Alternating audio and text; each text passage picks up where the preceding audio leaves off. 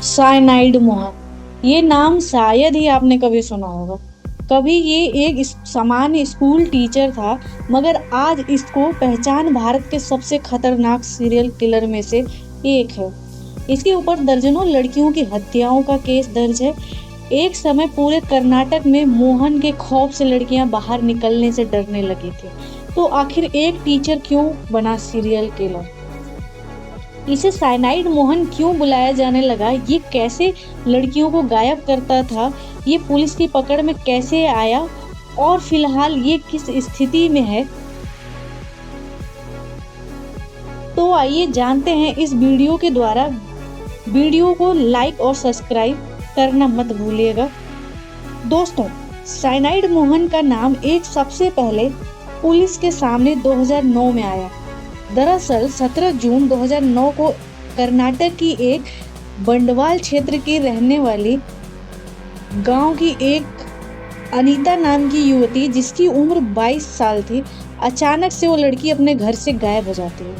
अनीता के गायब होने के बाद उसके परिवार वाले और गांव वाले अनीता को ढूंढने के लिए पूरा शहर छान मारते हैं, मगर कहीं भी अनीता नहीं मिलती और अनीता के गायब होने की खबर शहर भर में फैल जाती है। गायब हुई लड़की अनीता का बारीमर गांव कर्नाटक के दक्षिण जिले के अंतर्गत आता था। जब लड़की के गायब होने की खबर आती है तो कहा जाता है कि लड़की गायब होने का कारण लव जिहाद हो सकता है। इस कारण बहुत सारे धार्मिक संगठन सड़कों पर उतर आते हैं और प्रशासन पर जल्द से जल्द लड़की को ढूंढने का दबाव बनाने लगते हैं। मामले की गंभीरता को समझते हुए जल्द ही अनीता को ढूंढने के लिए करने लगी थी। तो आखिर एक टीचर क्यों बना सीरियल किलर? इसे साइनाइड मोहन क्यों बुलाया जाने लगा? ये कैसे लड़कियों को गायब करता था? ये पुलिस की पकड़ में कैसे आया? और फिलहाल ये किस स्थिति में है? तो आइए जानते हैं इस वीडियो के द्वारा। वीडियो को लाइक और सब्सक्राइब करना मत भूलिएगा। दोस्तों, साइनाइड मोहन का नाम एक सबसे पहले पुलिस के सामने 2009 में आया। दरअसल 17 जून 2009 को कर्नाटक की एक बंडवाल क्षेत्र की रहने वाली गांव की एक अनीता नाम की युवती, जिसकी उम्र 22 साल थी, अचानक से वो लड़की अपने घर से गायब हो जाती है। अनीता के गायब होने के बाद उसके परिवार वाले और गांव वाले अनीता को ढूंढने के लिए पूरा शहर छान मारते हैं, मगर कहीं भी अनीता नहीं मिलती और अनीता के गायब होने की खबर शहर भर में फैल जाती है।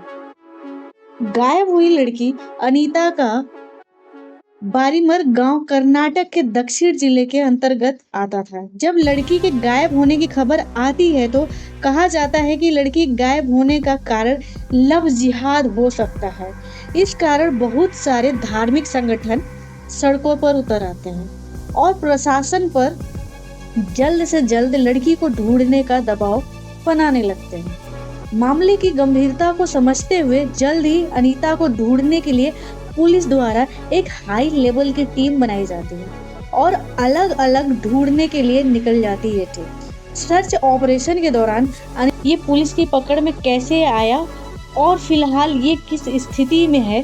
तो आइए जानते हैं इस वीडियो के द्वारा। वीडियो को लाइक और सब्सक्राइब करना मत भूलिएगा। दोस्तों, साइनाइड मोहन का नाम एक सबसे पहले पुलिस के सामने 2009 में आया। दरअसल 17 जून 2009 को कर्नाटक की एक बंडवाल क्षेत्र की रहने वाली गांव की एक अनीता नाम की युवती, जिसकी उम्र 22 साल थी, अचानक से वो लड़की अपने घर से गायब हो जाती है। अनीता के गायब होने के बाद उसके परिवार वाले और गांव वाले अनीता को ढूंढने के लिए पूरा शहर छान मारते हैं, मगर कहीं भी अनीता नहीं मिलती और अनीता के गायब होने की खबर शहर भर में फैल जाती है। गायब हुई लड़की अनीता का बारीमर गांव कर्नाटक के दक्षिण जिले के अंतर्गत आता था। जब लड़की के गायब होने की खबर आती है तो कहा जाता है कि लड़की गायब होने का कारण लव जिहाद हो सकता है। इस कारण बहुत सारे धार्मिक संगठन सड़कों पर उतर आते हैं और प्रशासन पर जल्द से जल्द लड़की को ढूंढने का दबाव बनाने लगते हैं। मामले की गंभीरता को समझते हुए जल्द ही अनीता को ढूंढने के लिए पुलिस द्वारा एक हाई लेवल की टीम बनाई जाती है और अलग अलग ढूंढने के लिए निकल जाती है टीम। सर्च ऑपरेशन के दौरान अनीता के गांव से लगभग 160 किलोमीटर की दूरी पर स्थित बस स्टॉप के पब्लिक टॉयलेट से अनीता की डेड बॉडी मिलती है।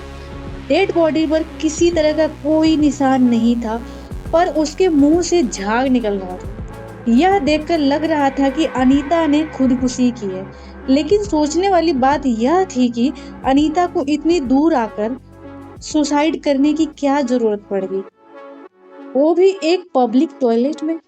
जब पुलिस जांच पड़ताल करती है तो अनीता का एक फोन नंबर मिलता है और अनीता उसे यूज कर रही थी। जब उस नंबर को मिलाया जाता है तो वह अनीता के घर का लैंडलाइन नंबर में निकलता है। जब पुलिस इस नंबर को चेक करती है तो पता चलता है कि अनीता को इस नंबर से काफी कॉल की गई है और यह नंबर अनीता के गांव से कुछ दूर पर रहने वाली एक व्यक्ति का नंबर है जिसका नाम है श्रीधर। जब पुलिस श्रीधर के घर पहुंचती है तो पता चलता है कि वह नंबर अनीता की बहन का है जो पहले ही गायब हो चुकी थी, जिसका नाम कावेरी था और 17 मार्च 2009 को गायब हो चुकी थी। जब पुलिस कावेरी का फोन चेक करती है तो उसके फोन से 2 अननोन नंबर मिलते हैं जिस पर कावेरी काफी देर तक बात किया करती थी। इस दौरान पता चलता है कि 2 नंबर एक पिथूर गांव में रहने वाली बिनुथा नाम की एक महिला का है और दूसरा नंबर कोसोरा गांव की रहने वाली पुष्पा का है। जब पुलिस इन दोनों महिलाओं के घर जाकर जांच पड़ताल करती है तो पता चलता है कि इसी तरह से 20 लड़कियां गायब हो चुकी हैं। इसलिए पुलिस को यह तो समझ आ गया कि सभी लड़कियों को गायब करने वाला एक ही शख्स है। इस घटना को वह शख्स बहुत ही चालाकी से अंजाम दे रहा है। वह लड़कियों को गायब करता, मौत के घाट उतार रहा था। वो लड़कियों को मारता और उनका सिम अपने फोन में डालता, अपने नए शिकार की तलाश में लग जाता। लेकिन जब पुलिस की जांच पड़ताल के बाद पता चलता है कि उन सभी लड़कियों के सिम एक ही फोन में यूज हो रहे हैं, पुलिस उस फोन का EMI नंबर का पता करती है तो पता चलता है कि ये फोन कर्नाटक के बेंगलोर के दूर गांव बरेला में इस्तेमाल हो रहा है। जब पुलिस ने वहां जाकर जांच पड़ताल की तो पता चला कि वह फोन पुरुषा नामक एक व्यक्ति का है। पूछताछ के दौरान उसने बताया कि वह फोन मेरा भतीजा चलाता है। वह एक स्कूल टीचर है जिसका नाम मोहन कुमार है। मोहन कुमार का नाम केस में आते ही पुलिस वाले अब मोहन कुमार की कुंडली निकालना शुरू कर देते हैं। जांच के दौरान पता चलता है कि मोहन का जन्म 6 अप्रैल 1963 कर्नाटक में हुआ था। इसके परिवार में 2 भाई और 1 बहन थी। सभी पढ़ने में बहुत अच्छे थे और काफी गरीब परिवार में थे ये, और मेहनत मजदूरी करके अपना जीवन यापन शुरू करते थे। बाद में मोहन को 1984 के नवंबर महीने में टीचर की सरकारी नौकरी मिल जाती है और उसकी पहली पोस्टिंग शिरडी प्राइमरी स्कूल में हो जाती है। नौकरी के दौरान ही मोहन कुमार की शादी मैरी नाम की एक लड़की से हो जाती है, लेकिन ये शादी ज्यादा दिन तक चलती नहीं और वह दूसरी शादी मंजुला नाम की लड़की से करता है। मोहन कुमार की पूरी जानकारी निकालने के बाद पुलिस वाले मोहन कुमार को पकड़ने में लग जाते हैं, पर वह बहुत ही शातिर माका था। पुलिस ने उसे उसी के जाल में फंसाना चाहा। तभी पता चलता है कि अनीता के गांव से कुछ दूरी पर एक सुमित्रा नाम की लड़की ने मोहन कुमार और अनीता को बस स्टॉप पर एक साथ देखा था और मोहन कुमार ने सुमित्रा को शादी का प्रपोजल भी दिया था, लेकिन सुमित्रा ने मना कर दिया था। लेकिन पुलिस वालों के कहने पर सुमित्रा ने मोहन कुमार को शादी के लिए हाँ बोल दिया और मोहन को मिलने के लिए बुलाया, पर पुलिस वहां पे पहले से ही मौजूद थी। जैसे ही मोहन वहां आया तो पुलिस ने उसे तुरंत गिरफ्तार कर लिया और पूछताछ करने लगी तो पता चला मोहन ने सारे अपने गुनाह कबूल कर लिए और बताया कि किस तरीके से वो लड़कियों को अपने जाल में फंसाता था और अपने को सरकारी अधिकारी बताकर कैसे उनके सामने शादी का प्रस्ताव रखता था।